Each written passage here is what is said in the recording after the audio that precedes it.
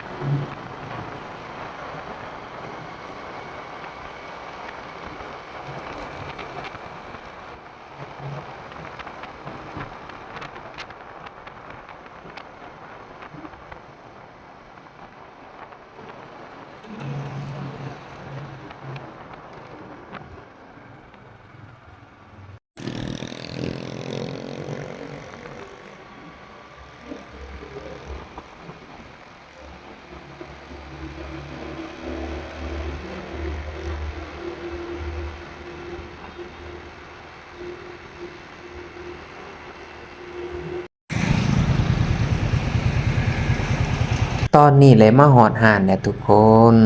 เดี๋ยวเราเข้าไปเบิ่งทางในกันเลย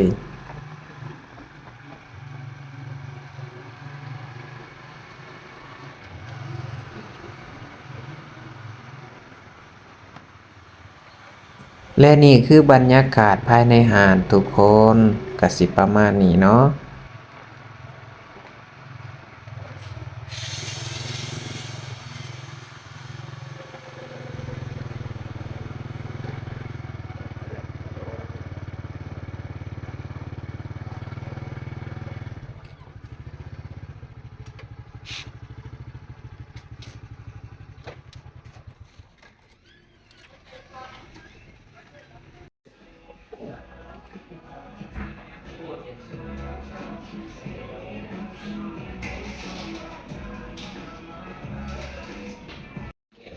ไปดีและตอนนี้ก็ได้มาฮอดห้านคาเฟแล้วเนาะห้านคาเฟชื่อมินิแวร์เหรอห้านคอฟฟี่มินิแวร์เนาะ รถตู้น้อยรถที่ว่าเอ่อรถตู้สีฟ้านะหารกาแฟมินิมอลวันนั้นคือกับเพื่อนเนาะเป็นชวนมาเนาะนานๆที่เห็นแบบว่าเสร็จเองสันทาบ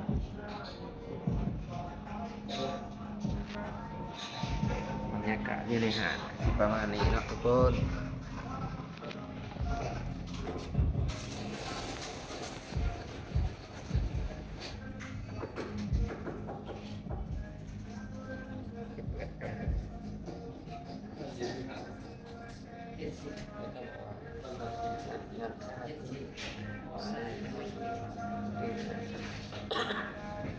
ใส่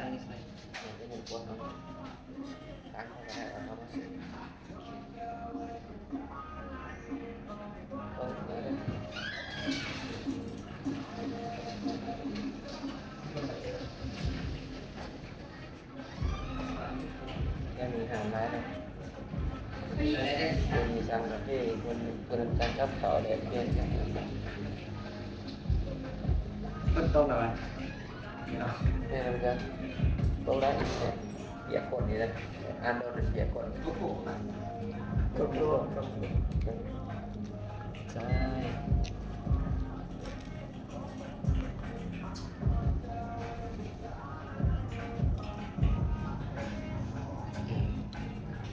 โอ้นะโอ้โห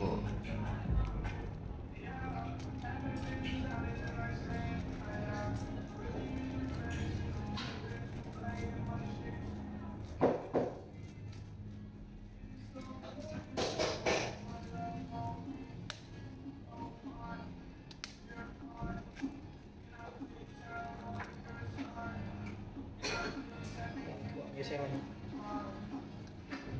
อยู่ประเทศจีน แค่ยืมโบราณลงมาแล้ว มันลงประเทศจีนแต่ส่วนใหญ่มันคนละซ้าย โบราณลงมาแล้ว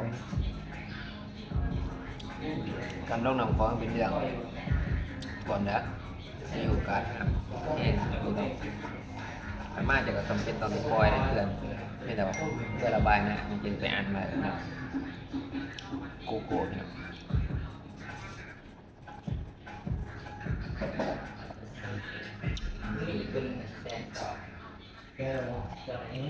รสชาติหวานกำลังดี นี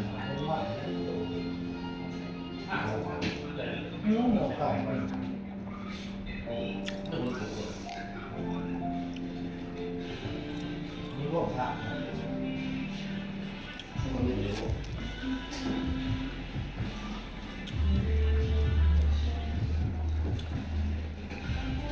เมื่อเรียนหมอปูมังกรไปเพื่อนอ่านไปนางเต็งโทรศัพท์ไอโฟนคน ใครเดี๋ยววันไหน คนหอยพอดีหน้าจอมันแบบว่าลำไปเลยนะไปเปลี่ยนประมาณล้านนึงเนี่ย ร้านนี้เหรอ แต่ว่ามันก็ตามงงซะเพราะว่าช่วงนี้มันสอนตรงนี้กันไหมพอดี แต่มันก็เป็นจางๆไปสีมองงามจนจมอยู่เส้งอยู่แล้วกันทายหูกับบองคางมองงาม ต้องคอยได้รอ2 ปีมาเด้ อืม อยากวายานเสือเลิกป่าขึ้นไว้ป่าเพื่อไปจะเอาที่เขาไปซาเป็นเขาเป็นกับเซน วันนี้มองงามวันนี้อะไรเงินก็เป็นจะซื้อเปลี่ยนเงินก็เปลี่ยนอะไรเป็นที่หาละหรือว่า หยุดได้เปลี่ยนยัง เปลี่ยนอะไรก็ เอาข้อแผนได้บ่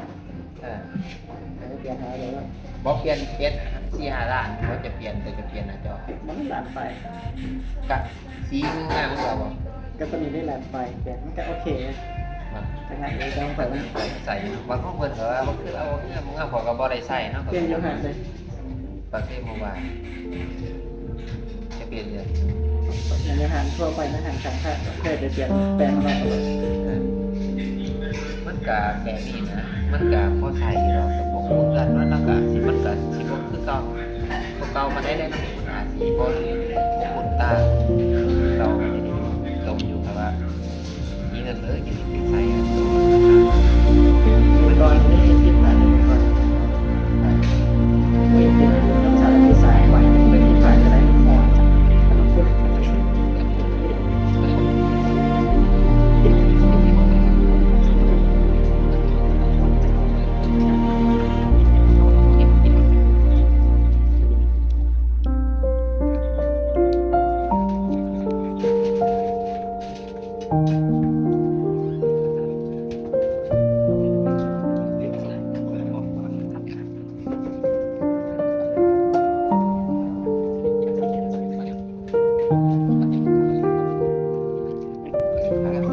ก็มีตาหวานหรอ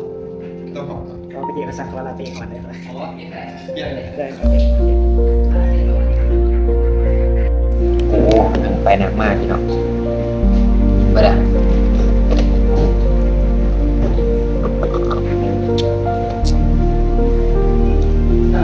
โอ้แหละได้เลยหลังจากฝนตกก็แดดออกมานี่เขามาหานปุ๊บฝนทางลงมา ตอนนี้แดดออกแล้วพี่น้องแดดออกแล้วข้างนอกแดดออกแล้ว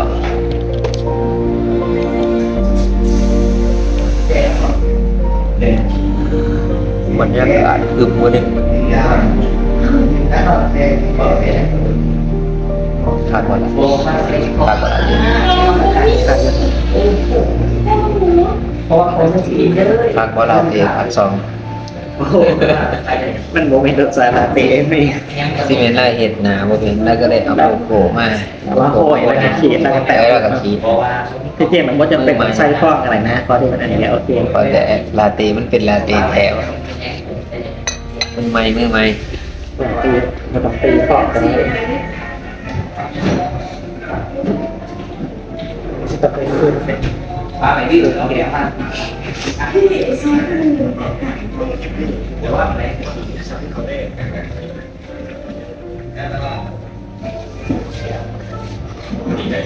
อเคตอนนี้ผมก็สิได้เริ่มทางครับ หลังจากนั่งไปสักพักหนึงบรรยากาศของทางร้านเนาะก็สิประมาณนี้เนาะมินิวันคอฟฟี่รถหน่อยรถตู่หน่อยสีเขียวอ๋อฝนตกแน่มองมาฝนตกเว้ยฝนตกพอดีแดดออกพอดีอยากว่าซึมก้นนี่แหละรถนี่ซึมเหมือนปะบรรยากาศเมืองปากเซนครปากเซแกงเก็บปัสซักลาวไต่พี่น้องเอ้ย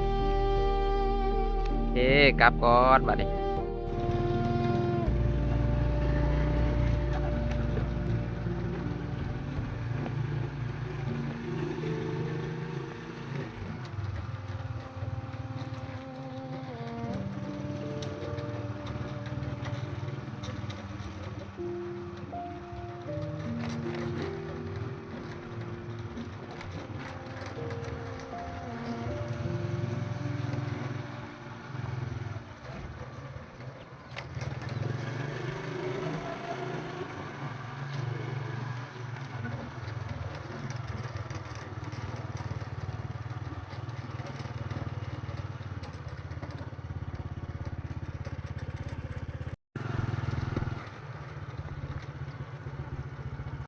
ตอนนี้มาหอดเพื่อนเนี่ยเนาะพี่น้องมาหอดเพื่อนเนี่ยโอ้ยฝนตกเวิดพี่น้องฝนตก ฝนตกห้ามพี่น้องเอ้ยเออไปนั่งกินจิบกาแฟกับหมู่เนาะนั่งโซกันคุยกันคาเฟ่หลายคาเฟ่อยู่ในนครปักเซนี่พี่น้องเอ้ยอาหารเด็กอาหารหน่อยอาหารใหญ่มีเบิดอาหารพี่น้องกะไปนั่งซิ่วๆคุยกันเด่นข้าวหนึงเนาะก็เลยว่าพอสมมาพาควรก็เลยพากันเขามาห้องมาเฮือน เออมีโอกาสหนาจังสิไปใหม่คิดว่าอืมหยิบกาแฟเย็นๆเนาะอ่าบางคนก็ฝาดกาแฟร้อนๆเนาะพี่น้องเนาะเอาเออถ่ายบรรยากาศให้เบิ่งปากเซ่ฝนตกนะปากเซ่ฝนตกตลอดในระยะ3-4 วันมันนี่ตกเลยบ่อยู่บ่เศร้าพี่น้องเลยถ่ายบรรยากาศให้เบิ่งประมาณนี้เนาะพี่น้องเนาะเจอกันคลิปหน้าได้อพี่น้องเด้อ